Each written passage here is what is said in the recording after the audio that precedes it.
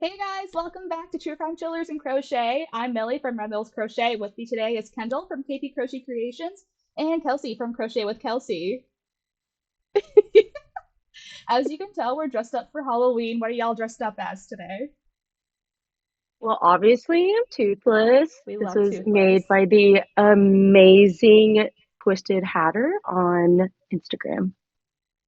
Kelsey, what are you dressed up as? I'm just a slasher. I love it.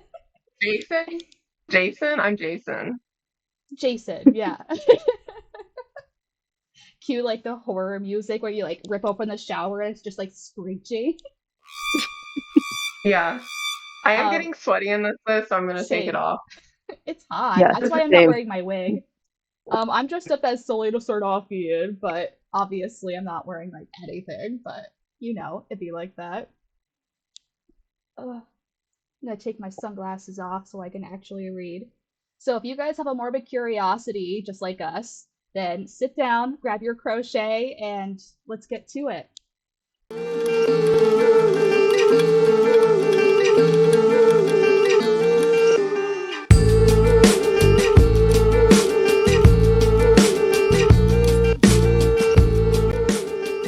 Do you guys have any like Halloween plans? Well, we were just talking about how it may rain in Texas on Oh, Halloween, so we're hoping it doesn't so the trick-or-treaters come around. I have an apartment, so I don't have to worry about the trick-or-treaters. So I My was really neighborhood is, excited whenever I started renting this place because I was like, oh, we're finally gonna get trick-or-treaters this year. And it's at like the end of a cul-de-sac. And it's kind of like scary and dark. Like there's not a lot of Halloween decorations out or anything. And we Mm-hmm. were so excited and we literally got zero trick-or-treaters the first year. So we're gonna go over to my parents because they live in a neighborhood with a lot of little kids. So That's way more fun. hand out candy. Oh, yeah, ever since COVID, I feel like Halloween got kind of weird. Like, you know how like when we were kids, we'd always go out and we'd actually ring the doorbell and yeah. get the candy. I don't know if it's just my neighborhood, but these people don't come and ring the doorbell. Like you either need to be sitting out there or the candy needs to be out there. Mm-hmm. And I'm like, this is not how you trick or treat. Really? Yeah, it's like the lights are on. I'm home. Ring my doorbell. I want to interact with Yeah. you. Yep. All right, Kendall. So what do you have for us today? I have a knot. Okay, hold on. I got it. Okay. So I am working on, well, I found this lovely whip in my whip box, and I went, "Wow, I should probably finish this guy." Um, this was this is your Fury pattern, the Oh, Snuggler, and I think made this back in July, so I'm excited to finally finish it. So I have the body going right now. I'm So I'm so working on excited. Millie's pattern. Yeah, mainly because I'm in the round like the 36 round where the 15, so I don't have to count, Mm-hmm. and that I just figured I'm not gonna be able to count on this thing.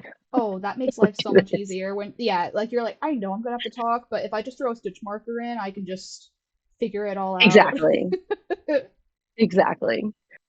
So I have a lovely ghost story for y'all, paranormal story. It is about a haunting of a woman named Jackie Hernandez in San Pedro, California.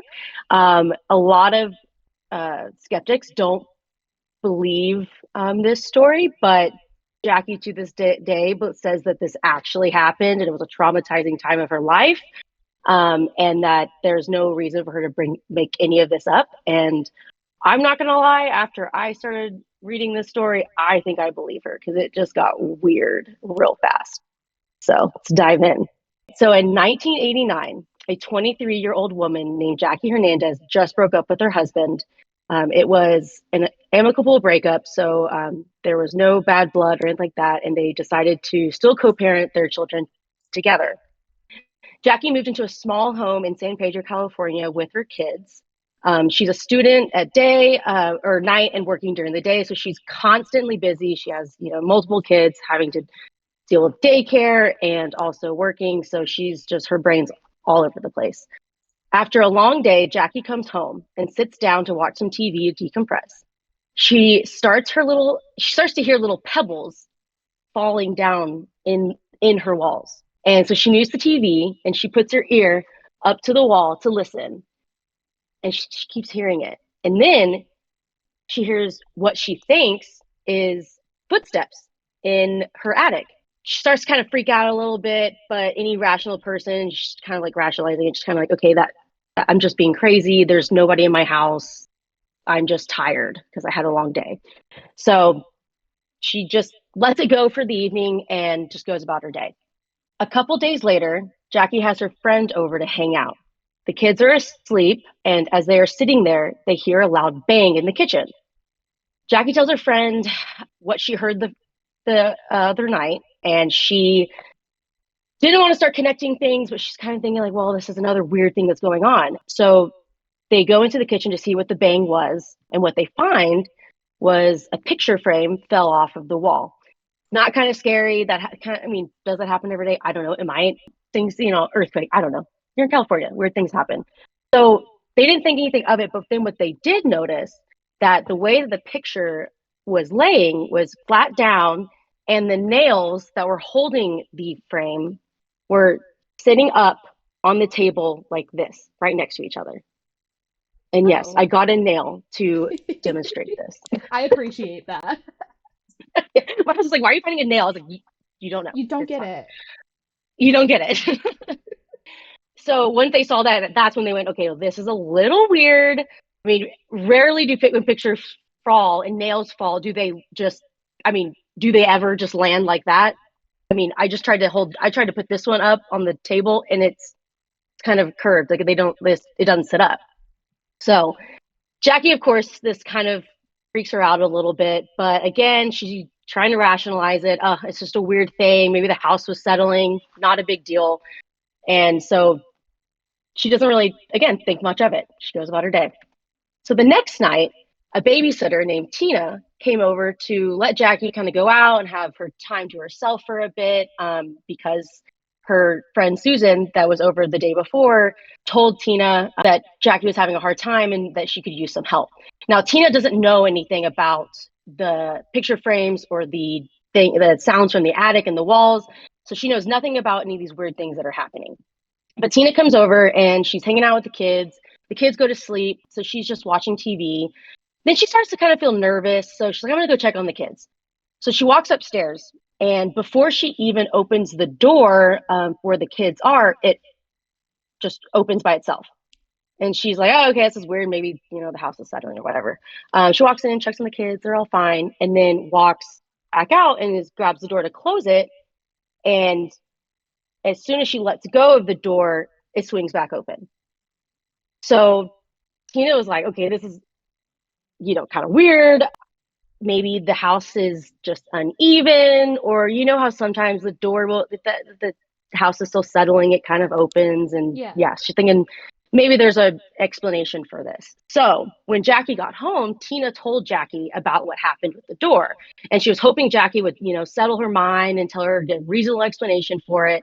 Like, oh, the door always does that kind of thing. But Tina was shocked when Jackie looked visibly upset and visibly terrified.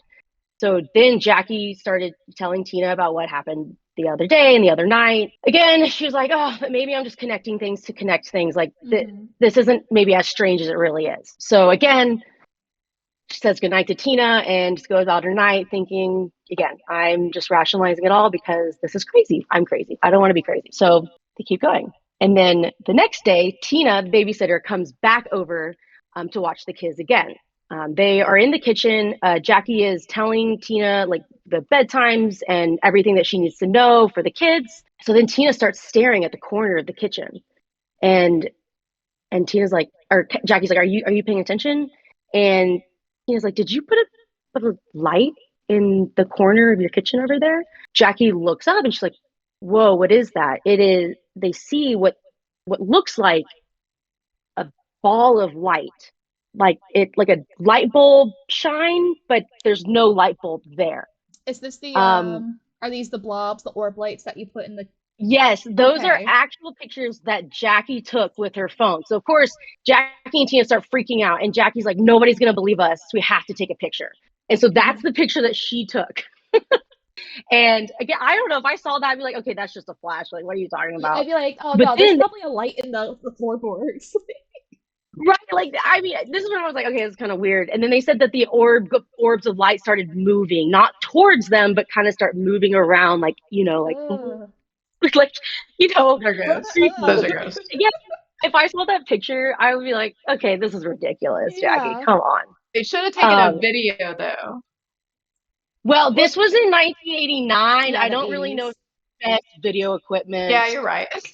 Yeah, but I agree with you. In this day and age, yeah, I agree. So they take the picture and then they just, they go about the day because they had, finally, she's like, I have some proof of what some weird things going on. So this is after the orbs of light. She got the picture and nothing else happened the rest of the night. They went to bed. Now, Jackie is officially freaked out and has connected all of the weird occurrences because let's be real, it's been a lot. At this point, I would also be like, okay, there has to be some common thing here. She didn't feel like she had anyone she could talk to besides obviously Tina, the babysitter, and Susan, her friend that saw the picture frame incident. She didn't feel like she could go to the police because she didn't want to sound crazy, because she didn't want to get her kids taken away or anything like that. So she decided to tell her ex-husband because they did break up amicably, and they're still friends and they're still co-parents together. So she called Al, her ex-husband, and he came over. She showed him the picture of the orbs and she told him all the stories from everything from the footsteps in the attic, the pebbles in the wall, the picture frame, the orbs of light, everything. She doesn't leave anything out. You can tell she's freaking out. And Al, of course, is like, okay, Jackie, really? Are you being serious right now? You are a lunatic. You're just trying to start drama and you're just trying to make things about yourself because you probably miss me and you're lonely, Mm-hmm. kind of thing. And Man. so, yeah, I know, men, right? The And audacity. so I was like the biggest skeptic of them all, just like, wait, it's great. And don't worry, he gets what he has coming. Not really, but anyway. He was like, well, if there's really an entity in here in this house, let's just call upon it and see if they show themselves. So he literally just says, whoever is here, show yourself. And they sit there quietly for a couple of minutes and nothing happens. So he just kind of like went Zach Baggins on the ghost, basically. Yeah, that's if Yeah. that's gonna happen. That's Come gonna at me, happen. You bro. know what I mean? Yeah. And so Al turns to Jackie and he's like, see, nothing to worry about. And he's like, just stop overreacting. You're fine. And so he leaves. Jackie is disappointed, but she wasn't surprised that nothing happened. But immediately after he left, Jackie went to put something away in a closet and she opens up the closet. And on every wall in the closet, there are letters, closet, and where it said Al, A in blue and L in red, And this is that other all over photo. the closet. And then that's a photo. Oh. And I remember Al is the ex-husband, the skeptic's Yeah. name. Yeah. So immediately Oh. Jackie is like, okay, this is a retaliation from his challenge that he just did to this ghost. And Mm-hmm. so of course she's like, great, we made him mad. It's just gonna get worse. Yeah. So Jackie's over here going, okay, well, if I had the means to move, I would. But she's divorced with kids, is a student, and she's working, two jobs, and she doesn't have enough to just pick things up and leave. So she kind of just felt stuck in this house that just things are just creepily happening. And I'm not gonna lie, I would just bounce like Mm-hmm. real quick. So the next day, Jackie, of course, is just freaking out. And so her friend Susan comes over and they go on a walk around the neighborhood. Susan, is telling Jackie, like, maybe we should talk to someone. We should talk to someone, tell someone. And Jackie's like, no, no, no, we can't tell anyone. I don't want anyone to hear because they're just going to think I'm crazy. So at this time, they're walking around the neighborhood. The landlord of Jackie's home was walking past them. And so they stop and they say hi, they're pleasantries. And then Susan just blurts out without Jackie's permission, just everything that was happening in the house. There's some weird things happening. This is happening, this is happening, this is happening. And of course, the landlord's like, oh, okay, what is going on? So he's religious, and so he was like, well, should we maybe have a priest come over and bless the house? Maybe that will make things better. And so Jackie's a religious, but not like that religious where she thinks something's gonna like this is gonna help. But she Hmm. has nowhere else to turn, so she's like, sure, come over to my house and bless it, and maybe the ghosts will go away. Maybe that will help. So the next day, two priests show up at her house. Again, Jackie is a working mom and a student, and so her house is just in disarray. I mean, she hadn't had time to clean up. There's just clutter everywhere. And so, of course, it just looks like she has an unkept house. But let's be real, the house probably just looked lived in. Yeah. The priest came over and they're walking around. They're not hearing anything. Things seem calm. And so they're like, do you just want me to bless the kids and bless the house? And Jackie's like, yeah, okay. So they kind of, they do that. And they just leave. I mean, there was not much else they could do. So they left. And so Jackie, of course, not feeling any better, just was like, okay, well, I guess that was worth a shot. So the next day, CPS, Child Protective Services, come over because apparently the priest reached out to CPS saying that this woman is hallucinating, she's nuts, and her kids are not safe. Her house is a wreck. Get these kids out of here because she's incompetent. And this was exactly what Jackie was worried about, which is why Jackie didn't want to. Was the ghost in your house? That just scared the shit out of me. No, have you been hearing like the whale noises? Ghost is having a fit that I closed him out of the office. I think Oh, he just tried to get into the office. But it just scared the crap out of me. see? I was like, oh my God, is the ghost over there now? Oh god, no. So, anyways, people are, now think she's crazy. And so basically, CPS was like, okay, well, clean up your house, clean up your act, and we'll be watching you, kind of thing. So, of course, now Jackie's freaked out, not only about this ghost, but she's worried about, her kids getting taken away from her Yeah. because these Like priests what the went and F? tattletaled because her house was a mess. Like, she's doing her best, guys. So, anyways, over the next couple of weeks, she's increasingly more paranoid, but nothing's really happened. She makes the kids sleep with her all in one room. She's overworked. She's not getting any sleep. She's spiraling out of control. So Susan, her friend, noticed that she was all of this was happening and that Jackie was spiraling. So she convinced Jackie that, well, maybe we should call a paranormal investigator because they may be the only ones that believe you. And so Jackie's like, well, yeah, okay, Worth a I shot. guess. Yeah, I mean, why not? We'll see. We'll see what happens. So she agrees and she calls paranormal investigators, and so they come over, and you can tell they've gone to several of these homes and had these same kind of stories, and they've never caught anything on camera. So of course they're skeptical as well, but they're a lot more understanding and are willing to be empathetic to what she's going through because Hmm. they've heard everything and all these things that happened to other people. So it wasn't that they didn't believe her, but they were skeptical. So they brought over a camera and all their other equipment ghost hunters bring over. So Al was over as well. The ex-husband was over as well to hang out with the kids while the investigators did their thing. So they're interviewing Jackie, and then all of a sudden the power goes out. I know, super cliche. You probably think like, okay, who turned off the lights? I But immediately am then they like, turn. there's a demon. Yeah, right. That's what I would have been like. Okay. Playing a prank. Um, I'm always but scared. then they came back on, and so now Jackie just looks visibly scared and just visibly upset. And the investigators are like, "Are you okay?" And she's like, "Look, I know there's something going on up in the attic. You need to go up into my attic." And so they're like, "Okay, we'll interview her later. Let's go up and look in the attic."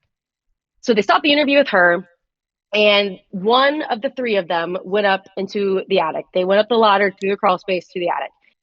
While this is going on, Al is downstairs with the kids, and all of a sudden he hears this whispering in his ear, and he could have sworn that they said, "Get them out of here." And Al, being the skeptic that we all know, in an interview after all of this case and everything that happened, he actually said, he gave this testimony. He's like, I'm a skeptic, and I swear I heard this clear as day. And I'm not lying to you. This actually happened. And so then all of a sudden, right when he hears that, he hears screaming up in the attic. And then all of a sudden, the photographer who went up in the attic comes running down and comes through the crawl space. And I have a picture here of the guy coming through the crawl space, just in case you want to see it. You can tell he's freaked out. Mm-hmm. He's like, "Get me out of here! I don't like it." I'm done. And so this guy comes down without his camera. He's like, "Something grabbed my camera! Something grabbed my camera!" And they're like, "Are you okay? Are you okay? What happened?" He goes, "I don't know. Someone pulled the camera out of my hands." So all of a sudden he's like wanting to run out, but then he goes, "Well, this is my livelihood. I need my camera." And let's be real, cameras are expensive. So he went back up into the attic to get his camera. I thought we were going like, "God, why'd you go back in? Don't go back up there. What are you doing? That's freaking scary." Probably expensive. Mm-hmm. Right, I know, but still, I'm like, it's just whatever. Anyways, he goes back up there. He finds the body of his camera in a crate on one side of the attic, and then he finds the lens removed from the body on the other side of the attic. He comes down again. Nothing happens. So he came down with the camera and basically was like, "We got to get out of here, guys. Like, this is not. We got no, not good energy." And so they bolt. Jackie pleaded for them to stay because she's like, "Y'all are the only ones that believe me. Y'all are the only ones that can help me." Mm-hmm. But they're like too freaked out and they left. So everyone leaves her. Al's gone. Susan's gone. The investigator's gone. So now she's alone with her kids. She's rightfully freaked out because she just had that episode happen and they literally run out the door. Yeah. So she's like, "Oh, I hope nothing happens tonight." She's on edge. She just has this feeling, oh, something's going to happen. Something's going to happen. So again, they're sleeping all in the same room because she's freaked out. Why didn't they go to a So, motel or something? I don't think she could well, afford she didn't to. have the means to. She couldn't afford to. She couldn't afford to go anywhere else. So she just kind of felt stuck. Yeah. I So can't she's in imagine full being a crisis parent mode. in that like, can you imagine like your house is haunted as fuck and you're really scared and your kids are like, "There's a ghost," and you're like, you're making it up just to like feel better about yourself. Right? Yeah, exactly. Yeah, Also, sleep with me in So my room because I'm that was scared really too. sad. Oh no. Like, what about Al? Can't she go stay with Al? Or he literally is just the worst. I they mean, he's didn't an get into ex that for a part of the reason, story. it sounds like. Yeah. I Yeah. actually don't know. I didn't actually find out why they didn't go to Al's. But um, anyway, so she is so freaked out that she ends up falling asleep on the couch. And the kids were on the floor next to her. And then all of a sudden, she just jolts awake. And she looks at the kids and she sees what she thinks is an old man figure standing and staring at the kids. And of course, she goes, "Oh my God, no!" Grabs the kids and runs out the front door.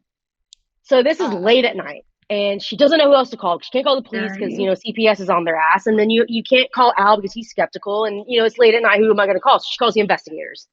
They don't answer the phone, but she leaves this frantic voicemail of like, "You have to come over here." So a couple hours later, the guys who had the camera heard the voicemail and called the other guys like, "Hey, we have to go back over there." So it's super late at night. It's dark. They roll up and they see Jackie and the kids on the front lawn, freaking out. impromptu camping trip. Yeah, I know, right? I'm just like, "Hello, help us. Our house is haunted." So they're like, "Okay, let's go in the house. Let's see what's going on." So they all go into the house. But things seem very calm, eerily calm. And there doesn't seem to be any weird energies. And so the two of the three investigators were like, "Well, let's go check out the attic then. Maybe it's in the attic. Let's go check out the attic." So Jackie and the third investigator stayed down, anxiously looking up at the foot of the attic while the other two went through the crawl space to see what's going on. The guys in the attic are reporting down to them saying it's quiet. We don't really see anything. Tension is building though. Like, something's about to happen. The two in the attic stop for a second. And then they reported hearing a snap.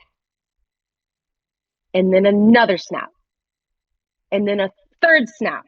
And then silence. And Jackie and the investigator were on the ground, like, y'all should come down. Like, this is not okay. Like, did y'all hear that? This is freaking out. We cannot. We need to get out of here. Y'all need to get out of here. So as the guys were walking back to the exit of the attic, all of a sudden, one of the investigators gets yanked back into the attic. Now remember, the attic is dark, and they only had flashlights, so there's really not much they can see. But the guy holding the flashlight is the one that got yanked back. So the other guy was the one with the camera, and so he had the flash on his camera. So he's just flashing his camera around, taking pictures, to use his flash as like a flashlight. But he's not looking through the viewfinder. He's just, flashing it. So as he's flashing it, he sees the other guy up in the rafters of the attic, tied up to the post. And the other guy's kind of waking up, going, "I don't know how I got up here. Like, I don't know what's going on. Like, get me down." So then the photographer guy went up and untied him and came down, and then they start, get out of here. Like, they run to, like, they're like falling out of the attic onto I'm just thinking of like the Three Stooges like falling over each other. Yeah. Well, anyways, you'll need to see the picture of the guy in the rafters. He looks like he's being like something's holding him through the rafter, basically. Like something's grabbing his shirt through the hole in the rafter. That's creepy. It's funny you say that because the guy who got yanked back had all these bruises on his neck, as if something like that's how he got yanked back by his neck, and like that's how he got hoisted up there. Oh no. So right, pure mayhem. They're all freaked out. The investigators then, of course, flood the house again. They're like, "We're done. Not ever, coming back here." Jackie and the kids run out, and they're all convinced, like, there is something in there. We're not. No, we're out. Mm-hmm. So, anyways, after that happened, nothing ever happened again. Jackie and the kids then obviously were on edge for several weeks on end, months on end, very terrorizing time, but they said nothing else happened after that occurrence. So of course everyone's like, well, this is a hoax then if all of a sudden it's gone. But to this day, Jackie swears it was not a hoax. It was one of the lowest times of her life, and that she just owns that people think her crazy, but she said it was so traumatic and that there was no reason for her to make it up. And again, it's just a traumatic thing that happened and that she has no explanation for. And that is the haunting of San He still lived in the house? Yeah. I believe they lived there for a little bit longer. And I think they probably moved. I don't think they lived there for that much longer. I didn't research it further on that. But yeah, I mean, it convinced me. The pictures, even the paranormal guys and all of the interviews after the fact are like, this is what happened. This is crazy. And I think this story can turn skeptics into believers. Oh my god. They also didn't have Photoshop, so how would they even like doctor a photo back then? Mm-hmm. Exactly. But yeah, I can't imagine, like, especially like, it sounds like maybe, like, it's good that she got a divorce because obviously they weren't meant to be together or whatever. But it sounds like she was just like really lonely, and like already being like lonely puts you on edge and like opens you up to like, what was that? Like if you're like me when I'm home alone, I'm always like, what the hell was that? I don't know what's going on. Yeah. So I can definitely see where like a skeptic would be like, oh, well, it's just because she was lonely. But at the same time, it's like there's like somewhat like, photograph evidence, and like they've all stuck to their stories all these years and it's not changed. Like that to me is like proof in itself. So I mean, and there's several witnesses. There's 3 guys up there, or 2 guys up there, and then 2 down. So there were a lot of people there to corroborate, and all the stories were always the same. It's crazy. I wonder where those kids are today. Like if they remember it. Gosh, I hope not for their sake. I know. Yeah. I hope not either, because that would be so dramatic. Kelsey, what are you making? Okay, so I've been going through some phases during this thing. because I was scrambling to, get my camera set up last minute and everything. I have a custom like dog order. It's like a King Charles Cavalier. So I was gonna make that, and then I couldn't find the pattern because I made it so long ago and I don't even know where it's saved or anything.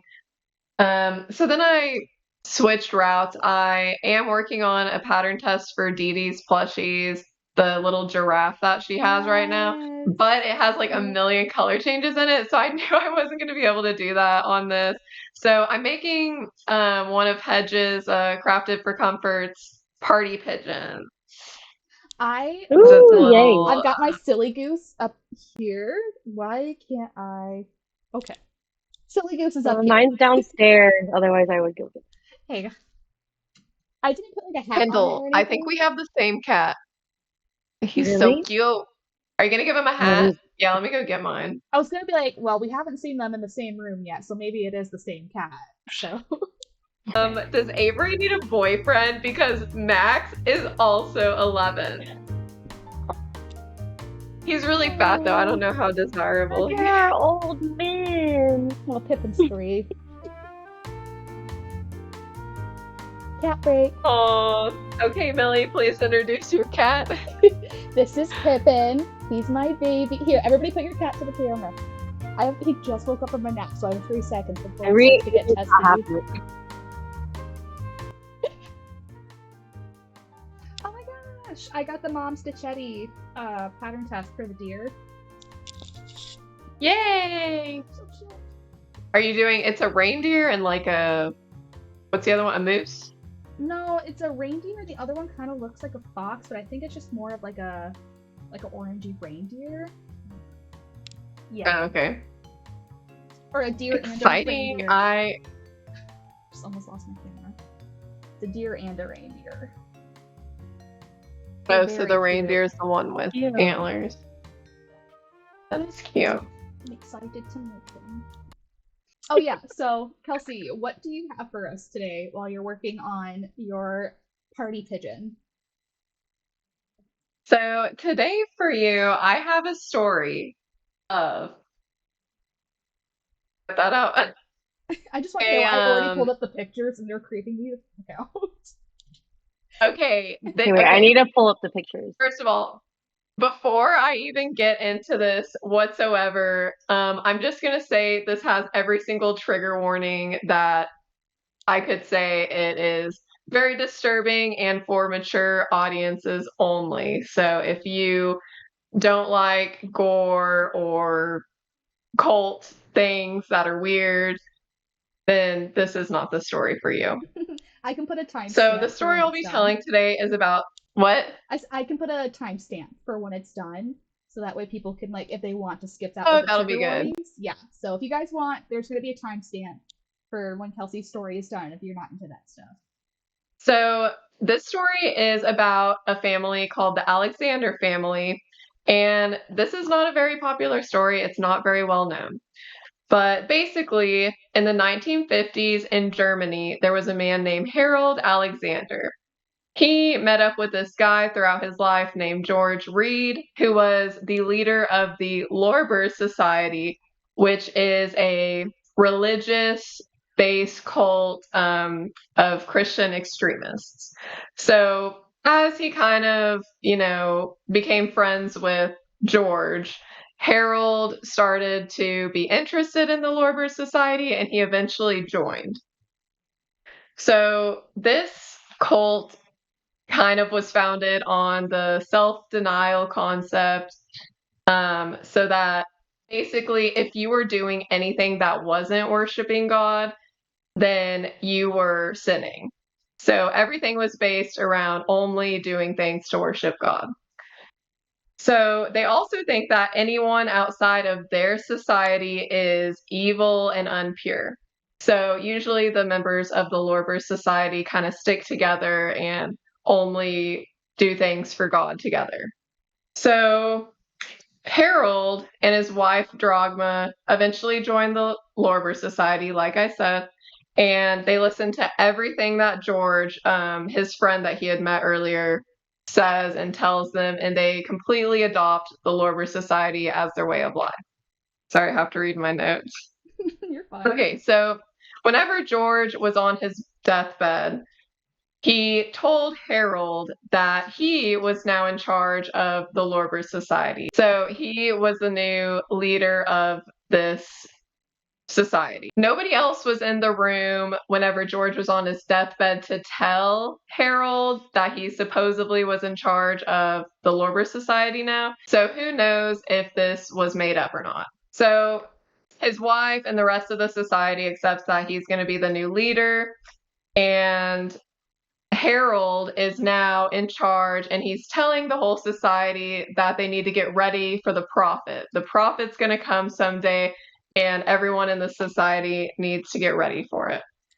So he tells them that whenever the prophet comes, he's going to know and immediately alert them that the prophet has been born. And the followers have to do anything that the prophet says to do without question. So whoever this prophet is, they must blindly follow him, or they're sinning in the eyes of their society. Kind of weird. Being the prophet sounds great Yeah. until you hear what is going to go down next. Oh, no. So, Oh no. 19 in 1953, Harold and his wife Drogma have their second child named Frank. And Harold decides that this is the prophet of God. So he tells the society, Just all of a he's been sudden, telling the this is society, the prophet. this my son. It just happens to be my firstborn son, but he's the prophet. Right. So everyone Yes. has to do Okay. what he says. It's Exactly. like Convenient. much more convenient now that the prophet is his Already you kid. can Yeah. Already you can kind of see that this is leading in a weird way that's not really like focused on God anymore. It's kind of being like twisted a little bit. Mm-hmm. So, anyway, kind of sketchy. But everyone in the Lorber Society accepts this. They don't even care. They're like, yes, Frank is the prophet. Let us do what he says. So, Frank had a very strange childhood because he is growing up, learning how to talk. Anything he does, whatever, he's probably like, a little kid, and he's like, orange juice. And they're like, yes, my lord, doing literally whatever, whatever, like candy. It's like, okay, here you go, whatever you want, Frank. So Frank. they're literally worshiping this boy and waiting on him. And he doesn't know, like, that this isn't normal. He's just like, yeah, I'm the prophet. I'm doing me. Spoiled So rotten. all the exactly, yes. By like not even just your family, but by literally everyone that you're surrounded with, which Yeah. is insane. So talk about privilege. So without any hesitation, the Lorber Society members are waiting on him hand and foot. He's spoiled to this extent from a young age. So you can only imagine kind of what that is going to do to his psyche. Mm-hmm. Dun, dun, dun. So Frank believes and understands that he's the prophet. And by the age of being in grade school, he starts using this known fact to kind of start bossing his family around and having them do, just like things that I don't have the specifics, but he was just like being bossy for no particular reason, just like kind of being rude. So already that's starting, and it kind of evolved into this thing where he's showing more favoritism towards men and being more respectful to them. And then he's being not as nice to the women, especially the women in his family. So here's where it starts to get really disturbing. So I'm sorry, guys, Here's where it gets but not let's very just get cutesy into or it. demure, guys. Huh? Here's where it gets not very cutesy or demure. Yeah, it's a lot. So when Frank turned 16, as young boys do, he starts having, sexual urges. But considering anyone outside of the society is evil, he talks to Harold, his dad, and he's like, hey, like, what about like family? Is that off limits?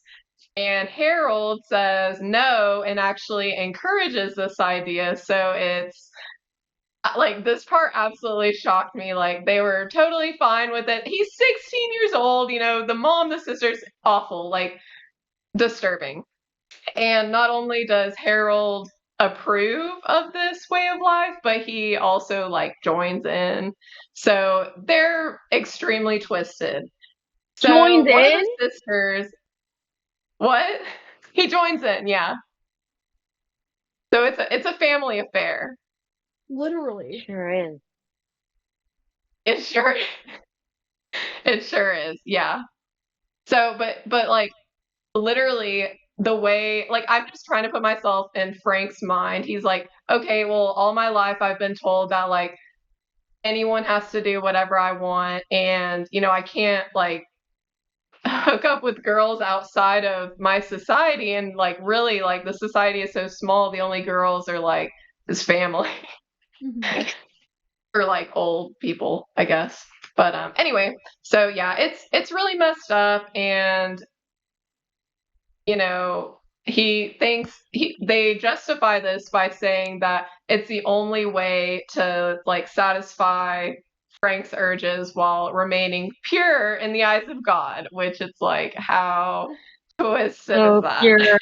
Anyway, they're living in their own delusional little world, and anyway, so one of the sisters, so the kids are like in school now. One of the sisters goes to her friends, and she's kind of like complaining about how Frank pays more attention to his sisters, and it kind of like starts a rumor that's not actually a rumor because it's totally true, that this family has a really weird dynamic and it's not normal. And then the word spreads to the parents of the kids, and then it spreads to other members of the Lorber Society. So everyone is kind of starting to figure out that something weird is going on with this family. So eventually, this gets to the Hamburg police, which Harold finds out that they're launching an investigation into his family. So he decides that the best thing to do is to move to Spain, of all places. He moves to Spain because everyone's kind of suspicious. He didn't want to get caught, and he just said, "I'm done with the Lorber Society. Like somebody else is gonna have to lead it. I'm done. It's up to y'all." And everyone was just kind of like, "Okay, bye." like He said, peace you were out. doing weird incest things. Someone's Anyway. throwing at you on the way out. Yeah, exactly. So now they're in Spain and they're distancing themselves. And specifically, they are living in the Canary Islands. So even though they weren't associated with the Lorber Society anymore, the family still worshipped Frank. So this is kind of a little weird because, you're wondering, where is this stemming from? Is this an obsession with Frank? Because now you're kind of saying, I'm not a part of the Lorber Society. I'm not doing this for God anymore. In 1970, a doctor named Walter Trankler opens his door to a knock of two men who were covered in mud. These two men just happened to be Harold and Frank. They asked to see the sister who was working there as a cook at the time, so she was a cook for the doctor. And the doctor hears the conversation between Harold and Frank and what they're telling the daughter. And what he hears makes him immediately go and call the cops. The cops show up, and Harold tells his story. He's cool, calm, collected. And whenever the cops show up to the house to see if his story checks out, it's 100% true. So here's what happened the day before, according to Frank and Harold. Okay, so the day before, the sisters, Harold, Frank, and Drogma the mother are hanging out. Sabine, one of the sisters, is over at the doctor's house where she's working as a cook. And Drogma and Harold go get up to take a nap. A little bit later, Frank goes into the bedroom that they're sleeping in. He sits on the bed where they're napping and looks at his mom. His mom rolls over and looks at Frank. He later told the police that the look she gave him was offensive and she shouldn't be allowed to look at him like that as the entitled little brat that he is. Keep in mind, he is 16 years old right now. Like, he is still a baby. He later told the police that in that moment, they knew that the killing hour had begun. So Frank and Harold had dreamed up this concept, like, as part of their weird little twisted family cult Frank worshipping world, where they told the women, like, eventually the killing hour will be here, and that's whenever you have to be killed. And their reasoning for it was that women were unpure, and the only way to purify them and send them to heaven was by killing them. Like, they couldn't die on their Oh, own, like, they had to be killed. So, sure. yeah, right, Kendall, totally makes sense. Like, Yeah, that tracks. we get it, we get it. So, the women in the family are just like, okay, we accept, it's gonna happen someday. So the look that Drogma gave to her son that day is when he decided, he's like, the killing hour has begun. So they knew whenever Frank announced that the killing hour had begun, it was time for them to drop what they were doing and basically accept their fate. Once Frank announced this, he grabs a coat hanger and he starts beating his mother with it. Oh She my, has been expecting this, so she kind of just like, she's in the bed, she turns onto her stomach and she just like takes it, and she's just like she's kind of been just like waiting, expecting like this. I'm sorry, she's just been expecting it.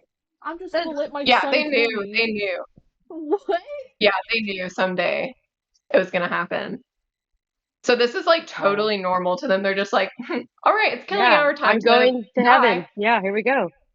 Yeah, well, time to go to heaven. Yeah, so like it's part of their twisted like Lorber society tie with like worship. Like, oh, Frank says it's going to be the killing hour, so it's going to be the killing hour. Yeah, I don't know. I mean, it's insanity, Wild. honestly. Since she's been expecting it, she kind of just like turns onto her stomach and kind of gets, gives up on her life. Lets Frank beat her with the coat hanger without resistance. And while this is happening, this is probably the most bone chilling part of the story to me.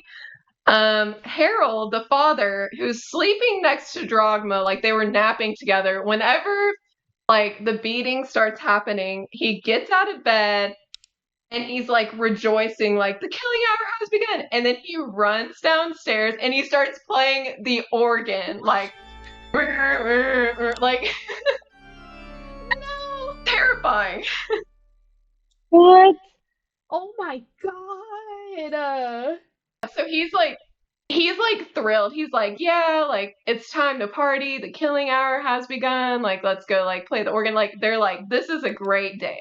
This is the best day ever.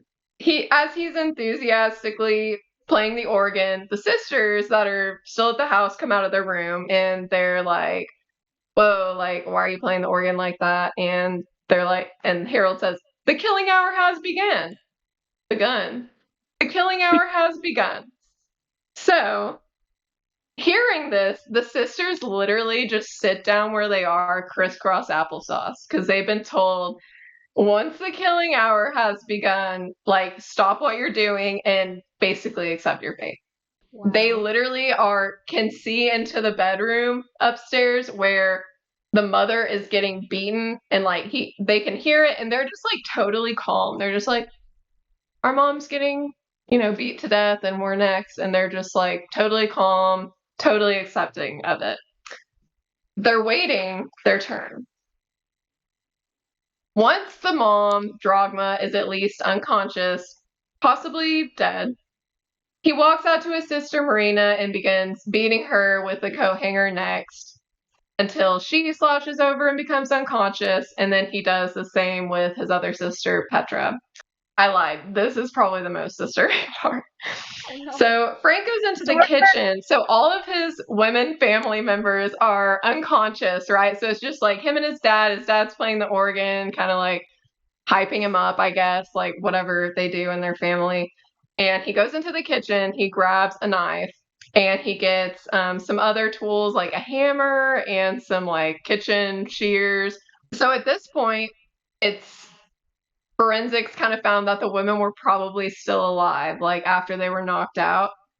But here's the most disturbing part. So I guess according to them, the most offensive parts of the women were like the lady parts down there and the breasts. So with these tools that he got, he begins hacking these parts off of his family members and he nails them to the wall. So this is like a very labor intensive process. You're literally like butchering your family. So him and Frank and Harold are literally switching off who's mutilating the family and who's playing the organ. So there's organ music going the whole time and they, whatever. They just keep doing that. So probably at this point the ladies are dead, unfortunately. But in their mind, they're like, okay, we did our job. They're in heaven now. The last thing that was like kind of a weird detail is that they took out Drogma, the mother's heart, and like wrapped it up in cord and also nailed that to the wall. So that was just seems a little extra because I mean, not that Nailing they stuff to the weren't being extra wall. already. Oh my god, it feels like Yeah, I don't know. That's it feels like Ed Kemper took inspiration from this family. Like this is disgusting. probably, yeah. No, this is like I'm like, how have I never heard this story? Because I'm like so into Yeah. like Yeah, I don't know, I where's the love like Netflix serial doc? killer Come stuff. on. Yeah. Exactly, Why yeah. isn't And this show everything I yet? saw about this, I know everything I saw about this, it's like this is a little known story, and I was like, perfect, time to show some more people, scar some more people. Actually, Everybody with can now be how traumatized with disturbing it is. me. No. Yeah, exactly.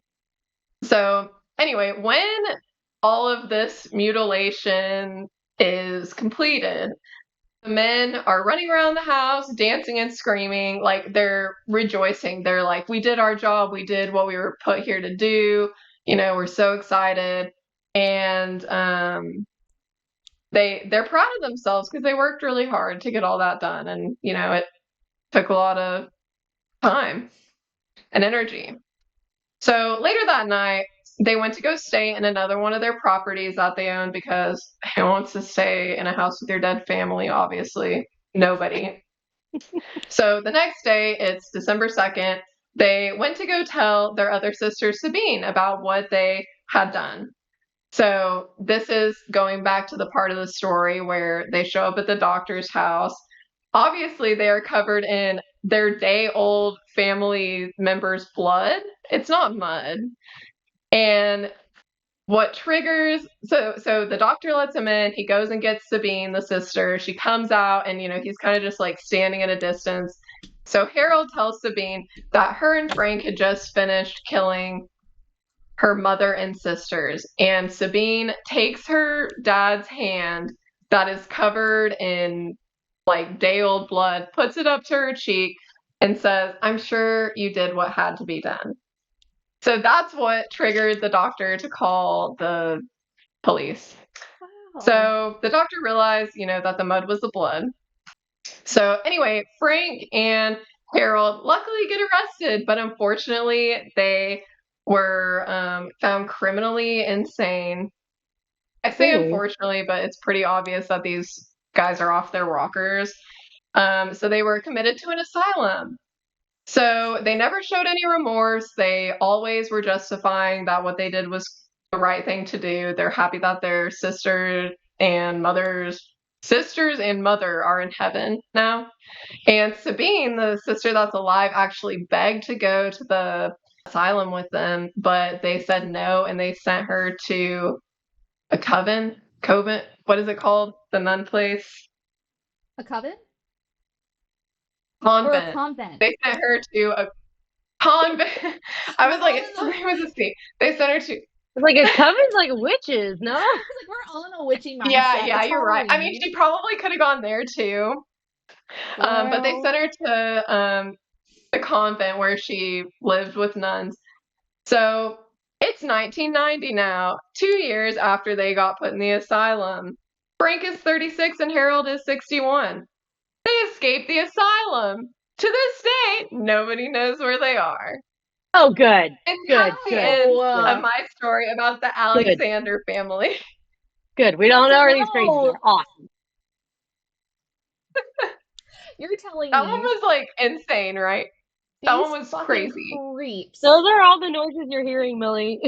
No, Stop. They're in don't Germany. No, they're in even. Spain. They're in Spain.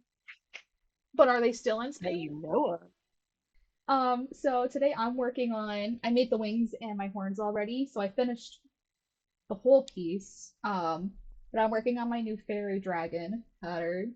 So I just have like a corpse of a fairy dragon all over my desk right now. But that is gonna be, that's in testing when this comes out, probably, I think. Or it will be in testing in a day or two, and then I'm releasing it like mid-November. So keep an eye out for that. So at the very last minute, I was like, you know what? When in doubt, I'll go with something that I know. I love Charleston, South Carolina. There are plenty of haunted places in South Carolina. I kind of want to do a full episode just on the historic district in Charleston because you literally can't even walk 5 feet without like running into some kind of haunted tale that the locals will tell you. The one that really stuck out to me the most when I was there, let me see. I'm gonna be reading my notes off my phone since I literally wrote my notes today, which is great. But yeah, I thought I'd pick something a little spooky, a little piratey, even like a little bit of presidential history. I'm talking about the old Exchange and Provost Dungeon in Charleston, South Carolina. I've been here. I've stood outside of it at like 9:30 at night. It's extremely creepy. The tour guide kept being like, "Yeah, flash your flashlights in the window for the dungeon," and I was like, "No, thank you. I'm Nope. actually going Thanks for to asking. I'm not even good. look." Because it is like I don't know. I'm sure it's fine during the day, but just the stuff that happens here is so insane. But I'm going to cover just like a tad bit of the history first. So I'm going to read my notes here. Sorry, I'm not looking at the camera. So this building was completed in 1771, and it is the site of some of the most important events in South Carolina history. Over the last 2.5 centuries, the building has become a commercial exchange, custom house, post office, city hall, military headquarters, and even a museum, which you can go today into the museum. It's got like all these like creepy ass mannequins and stuff on the inside. So during the American Revolution, British forces converted the bottom floor of the exchange into a military prison known as the provost or a dungeon. So dungeon is just another word for provost. American prisoners of the war, British soldiers, private citizens, and enslaved people all endured its harsh confines. In 1791, city leaders entertained President George Washington at the exchange with a series of lavish dinners, concerts, and dances, and attended by hundreds of Charleston's elite. My favorite fact, I don't know how true this is, but I loved it. And my boyfriend was like, okay, I guess I need to like wear a wig or something because you're like, you've got the hots for George Washington now. So I couldn't shut up about it after. But basically, when I visited, the Oh my tour god. guide, I know, the tour guide was like good old George Washington. Like he really talked Georgie up. Like he loved George Washington, and so did I after this. But apparently there was some kind of like Georgie. dance one night, and I don't know like really how true it is, but he apparently had danced with every single woman there throughout the night. And I guess the guy was like your classic 6'2", like ladies man. I'm sure his wife Martha was super thrilled about that. It makes me think of like a I'm looking for a guy in finance, like 6'5", wooden teeth kind of thing. How jealous are you of those women? I'm very. I thought I had a time machine. I want to see what he looked like. I just picture there was like a really funny animated movie that came out a couple years on Netflix that had like George Washington in it, and I think it was like he was voiced by like Chris Pratt, I want to say, and that's just how I picture him. It's just like super like Jack, like hot George Washington. I love it. So anyway, I'm gonna get back on track here. This was previously a meeting place for local patriots. The exchange in 1788 hosted South Carolina leaders as they debated and approved the U.S. Constitution. So the exchange building is one of the only three structures remaining in the U.S. where the nation's founding document was ratified. So that's pretty cool.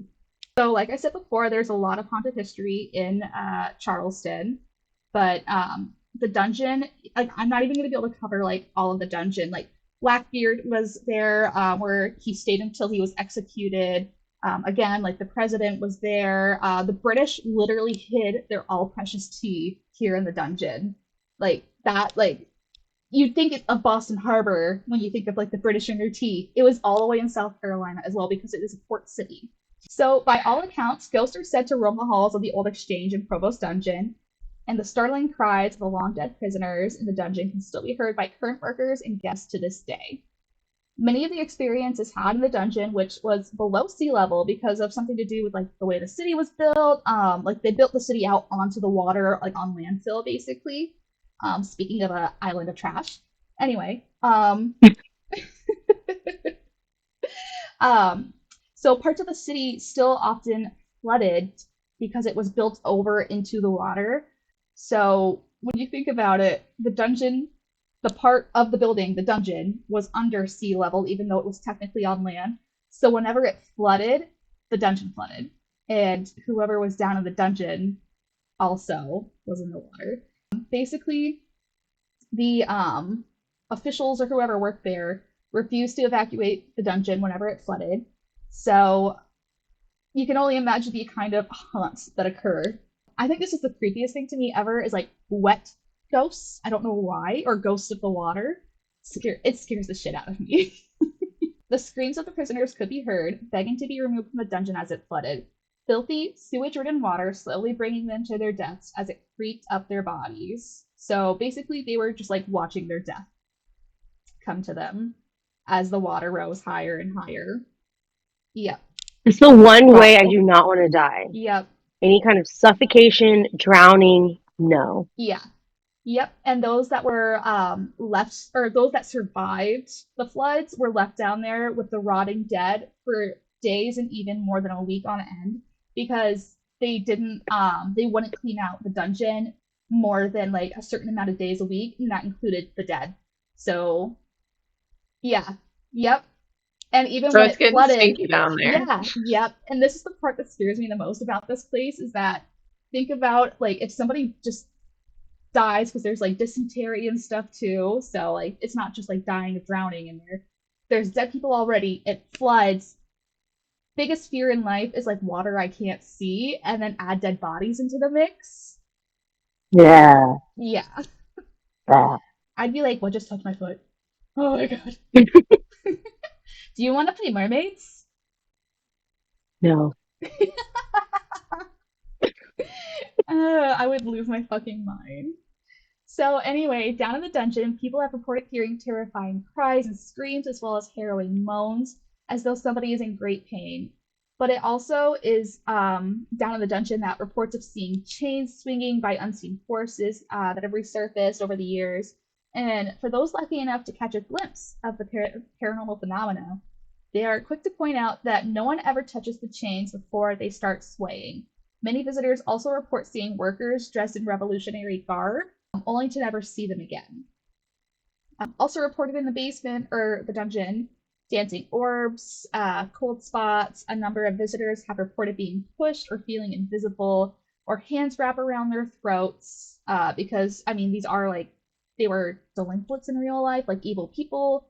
I mean, some of them were probably drunkards trying to sleep away the night or whatever, but most of them were people that were awaiting death at the gallows down the street. So, fortunately, the spirits who inhabit the exchange on the upper floors are not nearly as malevolent as the ones in the dungeon. On more than one occasion, visitors have approached what they believe to be is a staff member dressed in revolutionary period garb. Only the moment they step too close, it's only to see that the staff member they vanish before their eyes. So now you see, No. now you don't type I'd of run out so thing. fast. Yeah. I don't know what I would do if I ever saw like a full on apparition. Like that's like people like vie to like see that stuff on camera, and like that's like those are the big paranormal breakthroughs that I feel like I would actually go crazy and have to be committed. Like, Yeah. No, I would go I want crazy. my money back. yeah. So, in comparison to the dark entities roaming the dungeons, disappearing staff members may be shocking, but it is a better experience than what can happen below in the dungeons. So that is the story of the Old Exchange and Provost. Um, if you want to know more about this, I'm more than happy to send you links. If you're in the area, they have so many different tours. Like there's carriage tours, which I guess are kind of like controversial. Just like people are like, they're not taking care of the horses, but the horses seem pretty chill and well taken care of. Um, then there are like night tours, day tours. I think the horse-drawn carriages go day, and there's a couple that go at night. But it's just like it's a very walkable city too. So I think they also have like an app or whatever, so you can take like a self-guided tour through the city. So I highly recommend if you're ever in Charleston, South Carolina, please like go learn a lot of really I fun stuff. went to Charleston for a bachelorette party, but we didn't do any of that kind of ghost story stuff. I wish we did. My my sister's husband is stationed there, so like I'm due for a visit. Like I gotta go because I like haven't been in like 2 years, I want to say, and like we were only there for 2 days, and it just was not enough to be able to go and see everything. Yeah, But yeah, I definitely want to do a full episode on like the history and like haunts of Charleston, South Carolina in the future. you should then do We New should go Orleans and do as a well. vlog. Yeah. Yes, that'd be guys, we need to go on a field trip. Let's all go together. Yeah, Let's do it.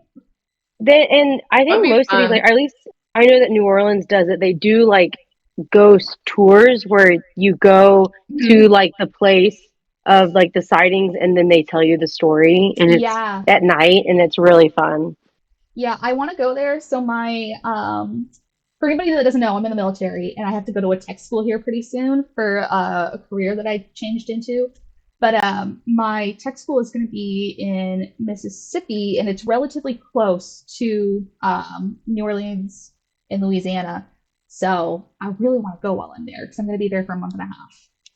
So I might take a week and then go. Pretty Well, I'm not short going by drive for myself. us, Kendall. I know. Hey, but we're all going to be together soon. I Well, unless know. Millie I will ruins it all, we lose finally my have a date. marbles. I'll lose my marbles. I'll be like, reschedule it. It's Now, I've happening. got, so we have drill this weekend, so I'm hoping I will know some more by then, but sometimes it can take a couple months to even get your school dates. Kelsea, did you want to plug your new pattern? Oh yeah, my new pattern that will be out there. Let me turn the light on real I quick. was I gonna feel be like like, it's getting yeah, really it red in sounded here. dark in your room. It's Christmas now. Yay!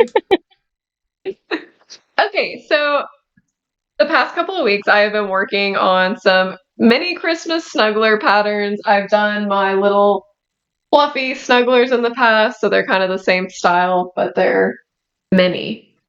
So in it we Yeah. have a little seal guy, I love a him. little penguin, I love him more. a little I love him. reindeer. This is probably my favorite I love one. him the most. Kelsea. And this is my Oh, other favorite one. It's a little gingerbread man. okay, So I thought you just had like Oh, two, they're then you so just those will keep be. whipping them up. I love them. When are you thinking about doing your testing period? So they're ready for testing. Actually, two of the patterns are totally written, and I'm really bad because I usually put out the tester call and I'll be like, testers will be chosen in 2 days. And I haven't even started writing the pattern yet. And Mhm. I'm like, okay, I have to write this pattern in oh, 2 days. And it's like my motivator. But I have two of the four patterns written and That's they good. have like some similar elements. So really, if I can get footage tomorrow, I'm not sure if I'm going to be able to, but I literally just need to like take the reel slash post. And so hopefully this weekend, I'm going out of town. So it'll probably be Friday or Monday. Good. I will probably sign up because For the only which other one? ones, I don't know. I really like the penguin. I really like the reindeer. So it might be one of those. Probably both. I don't know. Yeah. I've never done it to where I love when people do it though, so I'm going to do it this time. I think I'm going to have five testers for each one. That way I have ooh, 20 testers total and they can all be tagged in the post still. That's also a lot of people to keep up with, but I think I'm But going to that's give it is. acceptable. everyone the whole bundle. So it's like, if you want to make more, you can. Hmm. Just hopefully we don't have anyone that's going to leak the pattern. Claire, you're gonna have to be careful. Mm-hmm. Mm-hmm. Gotta be careful these days. Mm-hmm. Yeah, all y'all Oh, that's the watching, truth. the pattern sharing on paid patterns. I know I'm being a little controversial right now. Stop it. You're Stop taking doing it. shit That's from not some controversial. creators. Oh, okay. I just wanted to show you. So this is I made this in the Chanel Dollar Tree yarn. So it just turned out like super floppy. It's so flat. I wish I would have made it, and I was it's saying literally like it non-existent. literally looks like the toothless meme. The dancing toothless. It's Yes. literally yes. Like Do, do, do, Okay, do, look do. at who fell asleep on my toothless hood. It's oh, his now. He's We're gonna keep it. that's we're a How cute. to Train Your Dragon family. Speaking of dragons, this is the finished version of what I'm working on. His name's So Jeremy. chubby. I love him. I love his little I wish I voice. had time to make him. So anyway, let me just plug this real quick before we start to get off. But this is the stitch marker that Phantom Moon Collection and I, well, she made it, but we are working on this drop together. They're going to be available tomorrow at 6 p.m. So on Halloween at 6 p.m., they will be available. And when you buy it, you're going to get 2 stickers that are limited edition of RedMillsCrochet with Phantom Moon Collection. So it'll be, I think, Can't $12 wait. total. Which I know it's a little steep for a stitch marker, but it's handmade and you get 2 stickers with it. So I think that's pretty fair. But yeah, thank you guys so much for joining us today. If you want to follow, do that. If you want to like, please do that. If you want to subscribe, which is also following, please do that. Please go follow Kendall and Kelsea. What am I missing here? Oh, don't forget if you have like true crime and paranormal stories. I'm literally having a hard time. But if you have true crime stories, make sure you click the link below for the Google Drive and submit your story. If it's too long, let me know. You can just email it right over to me. Did I forget to plug anything else here? I think we're good to go, guys. Oh yeah, you can find all of us on Instagram though. We're all very active over there. Kelsea posts here on YouTube a lot. Kendall wants to start posting here on YouTube a lot, so let's peer pressure her Eventually. into it. It's a 2025 goal. Anyway, guys, we're all starving, so we're gonna go eat. Thank you so much for joining us today. I hope you guys have a great and spooky Halloween. Bye!